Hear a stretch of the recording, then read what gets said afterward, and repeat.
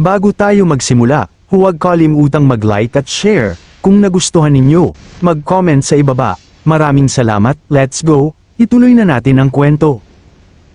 Samantala, nang makita ni Vigor ang napakalakas na kapangyarihan ni Aster, lubha siyang nanlumo sa kanyang nasaksihan, hindi siya makapaniwala na talagang nagawa ni Aster yun. Kasabay nito, tinitigan din ni Lillian si Aster nang may pagkabigla matapos makita ang lakas na taglay niya. Samantala, si Julius ay natapo ng napakalayo at nakahiga sa lupa matapos ang impact. Ngunit mahinaong napagtanto ni Aster na perpektong ayos pa rin si Julius. Makalipas ang ilang sandali, dahan-daang tumayo si Julius nang may ngisi sa kanyang mukha. Sa kabila ng pagkatapo ng napakalakas, ang kanyang wing emblem ay walang ni isang gasgas. Muli na namang napatameme si Vigor nang mapansing walang kahit anong pinsalang tinamo si Julius. Nang makita ang sitwasyon, biglang napatawa si Lillian at kinutya si Julius dahil sa pagmukhang kawawa matapos pukulin si Aster, na uwi lang sa ganitong kalagayan. Tumawa rin si Julius at basta nalang binaliwala, sinabing kahit ang tulad niya ay maaari pa ring masaktan. Pagkatapos noon, hinawakan ni Julius ang kanyang espada at inactivate ang kanyang maapoy na mana. May sumabog na apoy mula sa kanyang katawan at sa kanyang talam, na lumikha ng matinding presyon sa kanyang paligid. Pagkatapos, habang itinutok ang kanyang espada ng tuwiran kay Aster, pumangit ang mukha ni Julius sa galit at sumabog sa puot nang maalala na tinawag siya ni Aster na mahina. Samantala, si Aster ay nanatiling nakatayo nang may kumpiyansa nang hindi nagpapakita ng kahit kititing na takot. Nagpatuloy sa pagsigaw si Julius ng galit na galit.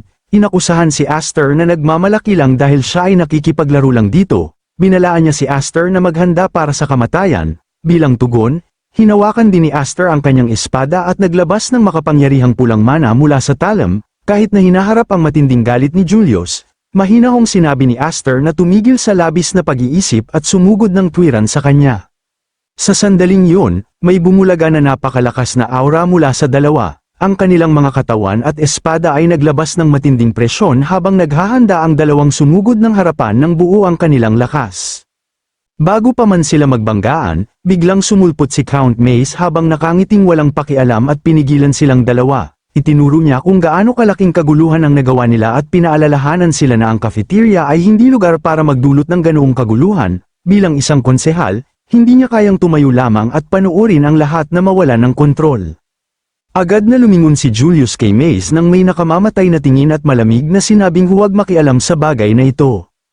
Kinalampag niya si Mace bilang walang kabuluhang 6th generation na alipors na walang karapatang makialam. Gayunpaman, si Mace ay patuloy lamang na nakangiti at mahinahong pinapaalalahanan si Julius na siya ay isang first-class student at maging kandidato para sa best student. Ang paggamit ng napakalakas na kapangyarihan laban sa isang mas mababang ranggo ay makakasira lamang sa kanyang imahe. Pagkatapos, naglakad si Mace ng diretso sa harap ni Julius, itinulak ang kanyang espada, at sinabing itabi na yun dahil ang kapaligiran ng welcome party ay lubhanang nasira. Pamitik si Julius sa inis at nagngalit sa galit. Sa kalaunan, inalis niya ang kanyang espada at nagpasya na pakalmeyin muna ang sitwasyon. Pagkatapos ay galit na iniutos niya sa lahat na umalis at ipinahayag na opisyal nang tapos ang welcome party bago siya nagsimulang maglakad palayo. Ngunit agad siyang pinigilan ni Aster. Tumanggi na tapusin ang lahat doon dahil may sasabihin pa siya. Sa sandaling yun, marahang inilapag ni Mace ang kanyang kamay sa balikat ni Aster at humingi ng paumanhin bago hiniling na makipagtulungan muna siya.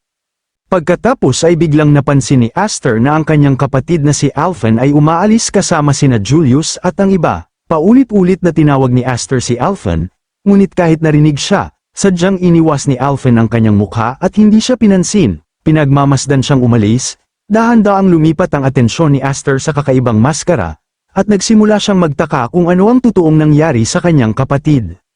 Sa susunod na eksena, naging mabigat ang kapaligiran habang magkakasamang nakaupo sina Vigor, Aster, Count Mace, at isang galit na binibini, tinatalakay ang mga madidilim na pangyayaring naganap. Sa malapit, si Nolan ay nanatiling walang malay sa loob ng silid may sakit, ang buo niyang katawan ay nababalot ng mga benda, at maging ang kanyang mukha ay natakpan matapos ang matinding pinsalang tinamo. Ang tanawin niya ay lalong nagpadilim sa sitwasyon. Habang puno ng tensyon ang silid, pinag-usapan ng grupo ang kakilakilabot na kapangyarihan ni Julius. Inilarawan siya ni Vigor bilang isang ganap na halimaw, Hindi makapaniwala si Vigor na kahit si Nolan ay lubhang madaling natalo. Dagdag pa rito, marami sa kanilang mga kasama ang nahuli, pinilit na magsuot ng mga kakaibang maskara, at dinala sa ilalim ng utos ni Julius. Kumalat ang takot at pagkabigo sa kanila, habang nagtataka kung ano ang susunod nilang gagawin, lalo na't ngayong wala ng kontrol ang lahat. Sa huli, lumingon si Vigor kay Aster, tahimik na naghihintay ng sagot mula sa kanya. Sa halip na direktang tumugon, biglang nagtanong si Aster kay Count Mace at hiniling na malaman kung bakit niya siya pinigilan kanina. Bago pa man makasagot ng maayos si Mace, sumabog sa galit ang babaeng katabi niya. Ipinakilala niya ang sarili bilang G. Selena at pinagalitan si Aster dahil sa kawalang galang sa Count, lalo na tumulong ito para saklawahan sila. Gayunpaman, si Count Mace ay mahinaong ngumiti at sinabihan siyang magpahinga. Ipinaliwanag niya na si Aster ay talagang ganoon lagi kumilos, pagkatapos ay sinabi ni Mace na mas malapit ang dalawa kaysa sa akala ng nakararami, ang kanyang ekspresyon ay nanatiling kalmado at hindi mabasa, habang diretsyong tinitigan si Aster. Si Aster, gayunpaman, ay hindi lubusang makapagtiwala sa kanya. Lumipad ang kanyang isip pabalik 4 na taon na ang nakalipas, nang una siyang tawagin sa pangunahing bahay. Sa lahat ng marangal na kabalyero na naglilingkod sa ilalim ni Elmheim, si Count Mace lang ang hayagang sumalakay sa kanya. Kahit na nakaligtas si Aster sa engkwentrong yun, hindi kailanman kumupas ang alaalang yun. Hanggang ngayon, hindi pa rin niya matiyak kung si Mace ay tunay na kakampi o lihim na kaaway. Sa kaloob-looban, nagtataka si Aster kung ano ba talaga ang iniisip ng Count sa mismong sandaling yun. Sinubukang unawain ng mabuti ang sitwasyon. Lumingon si J. Selena kay Vigor at tinanong kung bilang isang konsehal, totoo bang tinatanggap niya na payagan ang paniniil ng Elmheim na magpatuloy ng walang hadlang. Seryosong pinag-isipan ni Vigor ang sitwasyon, nagtaka siya kung paanong ang ganitong pang-aapi ay matitiis, kahit na ang may kagagawan ay si Elmheim mismo. Sumagot si Count Mace nang may mahinahong ngiti, hayagan niyang inamin na siya rin ay isa sa mga ehekutibo ng Elmheim, dahil sa posisyong yun, ipinaliwanag niya na maliban na lamang kung may lumikha ng labis na seryosong problema, wala siyang awtoridad na magreklamo tungkol sa mga aksyon ng pinuno ng pamilya. Sa sandaling yun, inilabas ni Aster ang isa sa mga misteryosong maskara. Ito ay kaparehong uri ng maskara na isinusuot ng kanyang kapatid na si Alphen, at ng lahat ng tauhan ni Julius, iniharap ito sa harap ng lahat. Hiniling ni Aster na malaman kung ang puwersahang pagpapasuot ng maskara sa mga tao upang kontrolin sila ay hindi maituturing na seryosong problema. Kahit noon, si Count Mace ay nanatiling kalmado. Ipinaliwanag niya na ang Night Training School ay palaging nagpapatakbo sa ilalim ng isang sistemang nakabase sa merit. Ayon sa kanya, anumang pamamaraan na makatutulong sa mga kandidato na lumakas ay itinuturing na katanggap-tanggap. Dahil sa paniniwalang yun, wala siyang dahilan upang tutulan ang mga maskara kung pinapataas nito ang kakayahan ng mga estudyante. Itinuro pa ni Mace na ang mga kandidatong nasa ilalim ni Julius ay napakabilis umangat sa ranggo matapos mapasa ilalim sa kanyang utos. Dagdag pa niya na mismong ang principal ay opisyal nang nag-aproba ng buong bagay na ito. Kaya mahirap para sa sinuman sa loob ng akademya na haminin ang sistemang ito ng lantaran. Ang pakikinig nito ay lalong nagpalalim ng pagkabigo ni Aster, habang nagsisimula siyang maglakad palayo. Malamig niyang tinapos na wala na raw sa akademya ang tunay na mapagkakatiwalaan. Nagmukhang naguluhan sina Mace at Vigor matapos marinig ang mga salitang yun. Mabilis na pinigilan ni Count Mace si Aster at binalaan siya na huwag magmadaling sumugod upang direktang iligtas ang kanyang mga kasama. Ipinaliwanag niya na bawat kilos na gagawin ni Aster ay minamanmanan na ng pangunahing bahay. Kung masyado siyang lumaban ng hayagan, maaaring mapatalsik siya ng akademya anumang oras nang walang pag-aalinlangan.